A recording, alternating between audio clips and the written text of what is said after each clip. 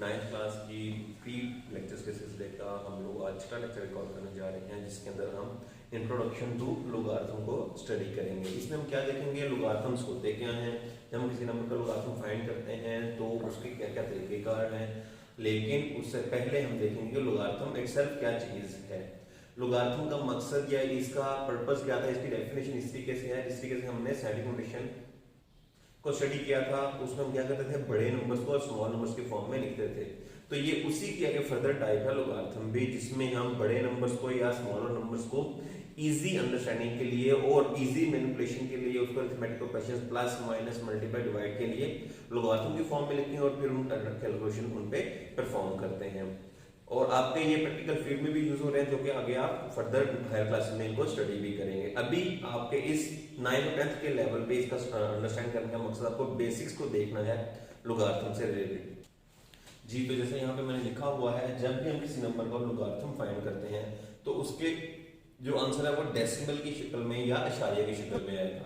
अब इसके दो पार्ट्स होते हैं। इसका जो पहला पार्ट है जो डेसिमल से पहले आ रहा है, इंटीग्रल पार्ट जो कि कहलाता है, इसको हम उसका कैरेक्टरिस्टिक या उर्दू में खासा का नाम देते हैं। इसी तरीके से जो डेसिमल के बाद जो पार्ट आएगा, इशारे के बाद जो हिस्सा होगा, उसको इंग्लिश में भी मैंटिसा ही कहा जाता है और उर्दू में भी वो मैंटिसा ही कहलाता है।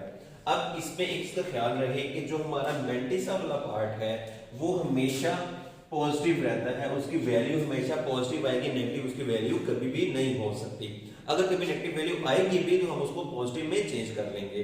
और जो इसका कैरेक्टरिस्टिक वाला पार्ट है, जो खासा वाला पार्ट है, उसमें आंसर पॉजिटिव या नेगेटिव दोनों पॉसिबल है। यानी इस बात का ख्याल रखेंगे, कैरेक्टरिस्टिक जो है वो उसके नाम से ही पता चल रहा है, उसकी खूबसूरती को बता रहा है कि ये रकम हमारी या जो वैल्यू आ रही है वो पॉजिटिव में आ रही है या नेगेटिव में आ रही है, उसका लोगारिथम जो आ रहा है वो पॉजिटिव में आ रहा है या नेगेटिव में आ रहा है। तो कैरेक्टरिस्टिक या खासा जो है वो पॉजिटिव भी हो सकता है या नेगेटिव भी हो सकता है, लेकिन जो मैंटिसा होगा वो हमेशा उसका पॉजिटिव होगा।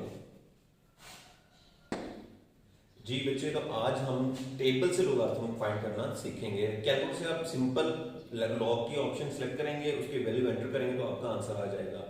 अक्सर बच्चों को या अक्सर टीचर्स को भी ये प्रॉब्लम आ रहा होता है कि टेबल से लोगारिथम किस तरीके से फाइंड किया जाता है। तो उसकी अंडरस्टैंडिंग के लिए मैं ये व्हाइट बोर्ड पे मैंने कुछ डाटा आपका टेबल जिस तरीके से, अगर आप उसका लेता टेबल भी मिल जाता है, और अगर आप 9th क्लास की बुक देखेंगे तो उसके एंड पेजेस पे भी वो टेबल बना हुआ है। तो आप वहां से देखेंगे कुछ इस तरीके से ही वहां पे भी डाटा बना होगा। मैंने एक एग्जांपल ली है, लेट्स सपोज हमने लोगारिथम फाइंड करना है 1023 इस वैल्यू का।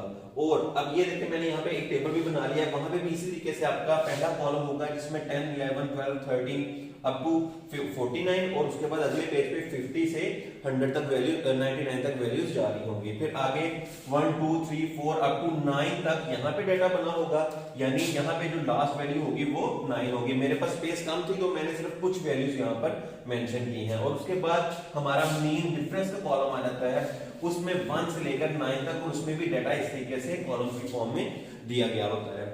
तो अब हमने लेट्स सपोज हमने एक नंबर है 1023 और इसके आगे मैं 1 भी मेंशन कर लूंगा। तो हमने इसका लोगारिथम फाइंड करना है बुक के जरिए, टेबल के जरिए, हार्ड कॉपी में जो गिवन होता है। तो सबसे पहले आप क्या करेंगे, हमारा जब भी लोगारिथम हमने किसी नंबर का फाइंड करना है तो उसमें कंडीशन ये है कि टोटल उसके अंदर 4 डिजिट्स होने चाहिए। कितने डिजिट्स होने चाहिए? 4, यानी 1 2 3 एंड 4। अब आप क्या करेंगे, 5वां डिजिट जो है उसको हम राउंड ऑफ कर लेते हैं, यानी अगर यहाँ पे नंबर 5 या 5 से बड़ा हो तो हम किसी नंबर में एक ऐड कर लेंगे, लेकिन अगर ये ऑलरेडी नंबर लेस देन 5 है तो हम इसको इग्नोर कर देते हैं और उसके अलावा जो उससे पहले 4 नंबर होंगे उनको ले लेंगे। यानी हमें फर्स्ट 4 डिजिट्स लेकर और उनका हम लोगारिथम फाइंड करेंगे। अब हम कैसे करते हैं, सबसे पहले हम इसका सेट बना लेते हैं, पेयर बना लेते हैं, जोड़े बना लेते हैं। उसके लिए हमें क्या करना होगा, सबसे पहले हमारा जो नंबर है उसका हम एक पेयर बनाएंगे, यानी 2 नंबर्स का एक पेयर बन जाएगा जो कि इस टेबल को शो करेगा, जो डबल डिजिट 2 डिजिट फिगर का टेबल है। तो उसमें से हम ये 2 वैल्यूज को उठाएंगे। उसके बाद अब ये अगर आप गौर करें तो हमारे पास ये टेबल, उसके बाद ये और ये वैल्यू है जिनको हमने सेपरेटली शो करना है।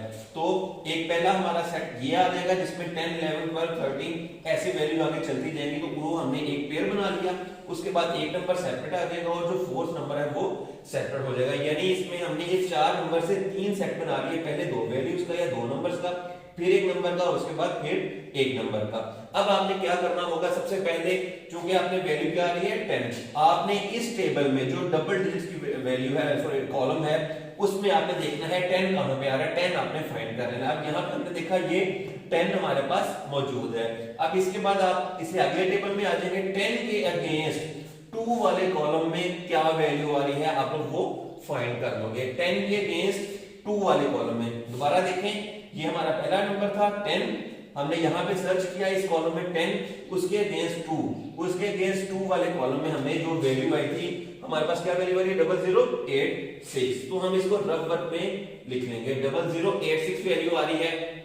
उसके बाद अब हमने ये 2 वाले में फाइंड कर लिया, अब हम इसी तरीके से चलेंगे और 3 वाले टेबल में मीन डिफरेंस के टेबल में देखेंगे, यानी पहली वैल्यू आपने इस जगह पे देख लेनी है और जो लास्ट वैल्यू होगी, ये लास्ट वैल्यू आ रही है वो ये वाला मीन डिफरेंस के कॉलम के अंदर देखी जाएगी। अब इसमें एक बात की ख्याल रखा जाए कि 10 के अगेंस्ट दो वैल्यूज ने दी हुई हैं, उसकी रीजन ये है कि हमारे पास ये टेबल के अंदर 2 वैल्यूज भी आ सकती हैं, तो अगर हमारे पास ये ऊपर इसमें उस तरीके से डिवाइड किया जाएगा, जैसे अब लेट्स सपोज हमारे पास 9 वाले टेबल में वैल्यू, ये अगर आप गौर करें तो मैंने ऊपर वाले पोर्शन के साथ उस वैल्यू को मेंशन किया हुआ है। लेट्स सपोज हमारे पास यहाँ पर 0012 वैल्यू होती है और वो नीचे वाले पार्ट के साथ होती है, तो फिर हम उसके अगेंस्ट नीचे वाला वैल्यू देखेंगे।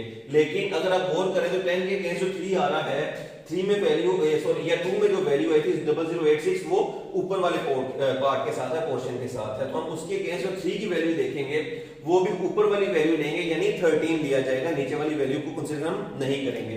तो जो हमने वैल्यू यहाँ पे फाइंड की थी, यानी 10 को 2 में देखने के बाद 0086 पहले वैल्यू वो लिख ली, उसके बाद हम लोग जब अगली वैल्यू पाएंगे तो ये हमारा 13 आ रहा था, तो हम दोनों को ऐड कर लेंगे, दोनों को ऐड करेंगे 6 और 3 ये भी 9 हो जाएगा, 8 और 1 ये भी 9 हो जाएगा और यहां पर हमारे पास 00 आ जाएगा।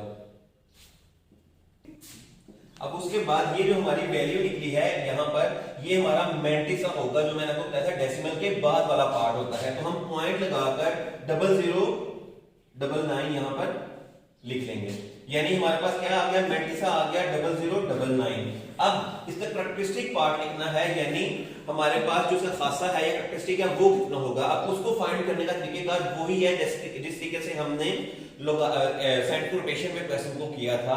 हमने डेसिमल को मूव करना है फर्स्ट नंबर के बाद, क्या करना है, डेसिमल को मूव करना है फर्स्ट नंबर के बाद, और वो नंबर वही कंडीशन है कि 1 के अलावा होना चाहिए।